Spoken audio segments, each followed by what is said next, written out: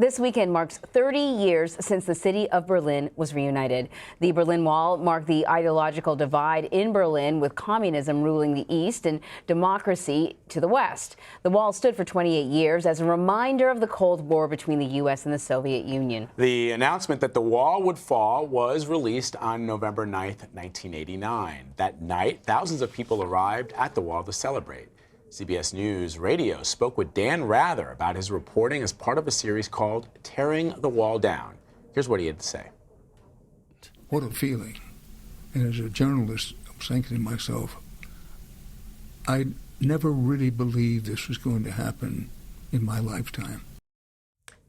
So CBS News Radio correspondent Budd Mishkin is here, and you are the one behind this series. You're the one that worked on this series. Thank you so much. We were just chit-chatting a little bit before we got started, and really fascinating little nuggets and stories about this really historic moment in time. So when the news broke, it was sort of anticlimactic a little bit. We have a little bit of sound that we want to play, and then we'll talk about it. Okay. We went to Checkpoint Charlie, and one of the guards told me, "You are not allowed to take pictures here." I told him that he doesn't have a job anymore. CBS News correspondent Dan Raviv started the day in London, quickly hopped a flight to Berlin, and headed straight to the wall. By late at night, on that Thursday night, they were coming through. I mean, I saw thousands of people. It was like a biblical scene.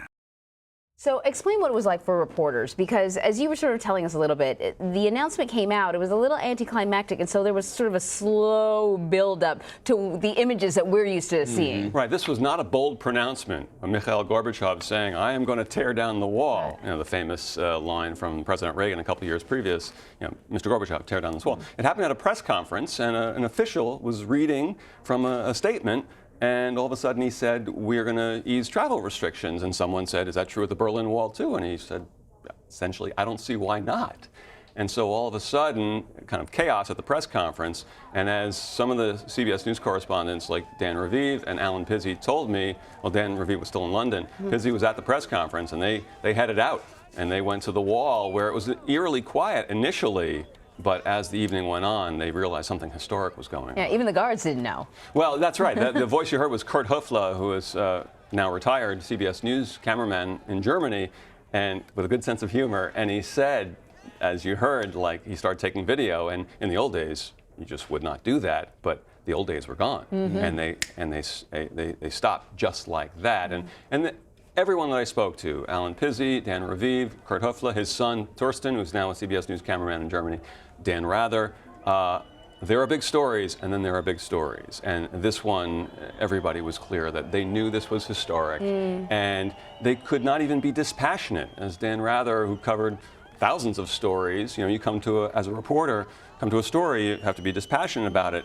This one, the enthusiasm around, you couldn't help but have that be part of your story. You know, it's interesting that you mentioned the enthusiasm. We're seeing these pictures that we were shooting in November of 1989. But Germans living in East Berlin were very emotional about this. And I think it's sometimes when you juxtapose these images of 1989 with the images of the wall going up in 1960, 1961, and images of East German soldiers shooting their own citizens who tried to cross the wall, they were very emotional about the fall here. And here's what some of them had to say. Kurt Höfler, our West German cameraman, laughed and he said, "That guy just pointed at you and he said to his girlfriend, 'That's technology. That's what we're going to get. That's what we're going to get now.'" Dan Raviv. Those moments that I could stand on the Berlin Wall and describe it to radio listeners, that's the night that I saw the end of communism. Was it hard for Americans to understand the significance of this? I know we reflect a lot of what happens around the world through the prism of our own experiences, but this had less to do with the United States, at least American people, the citizens, and more to do with the folks who had been living under this yoke, under this barrier for so many years. I think there are certain truisms that are not hard to understand, and that notion of the freedom to travel, the freedom to see what products are on the shelves, which they'd heard about, East Germans, but didn't have on their own shelves. That was important. And of course, the freedom to reunite with friends and family, who maybe they had seen a couple of times through the years. That was ultimately very important. And so I think those things we got. I think some of the more nuanced approach, because a year later, the country reunifies. And everybody thinks, well, this is great. And no one is arguing that reunification was bad. No one is arguing that they should go back to the old ways. But as the years progress, there is a bit of a feeling in West Germany, the former West Germany, that how long do we need to pay for the people over there in the East? Because the economies were nowhere even close. Right. And in the former East, there is a notion, or was, of something called Ostalgie, which combines the word for East in German with nostalgia. And while no one wanted the Stasi, the secret police, to come back, and they liked the idea of traveling, and they liked the idea of more goods being on the shelves, they had lost some things they had under East Germany, namely 100% employment and health care.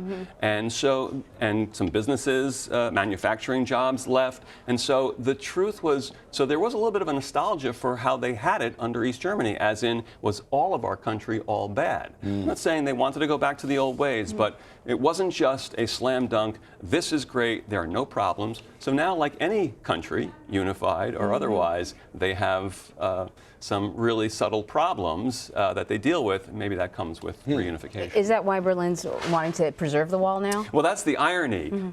We tried to knock down the wall for almost 30 years. And almost immediately after it was coming down, there's been an effort to preserve it, because there was a lot of artwork on the wall. In fact, one of the gentlemen we interviewed, Terry Noir, this world-class artist who from France, but went to live in Berlin for 10 or 15 years and was one of the first ones to paint on the wall. So the notion of art on the wall is a big thing. There's a museum in Southern California, of all places, that has, called the Wende Museum, which has artifacts from the former East Germany and the former Eastern Bloc countries. And of course, in the sunshine of Southern California, it's kind of a strange juxtaposition. But to me, it all comes under the heading of they're trying to preserve a piece of history, because as historians, historians are not crazy about when something is destroyed. Of course, they want the wall destroyed in terms of a barrier between people. But in the years since, the irony is they've tried to preserve it, and it's preserved at this museum out in Southern California. It's preserved people buying pieces of the wall over the world. Yeah. And so that's a whole nother part of the issue. Really fascinating. 5-part special. Yeah, Five-part series special on CBS News Radio stations across the country. Love it. Budd Mishkin, thank you very much. Thanks.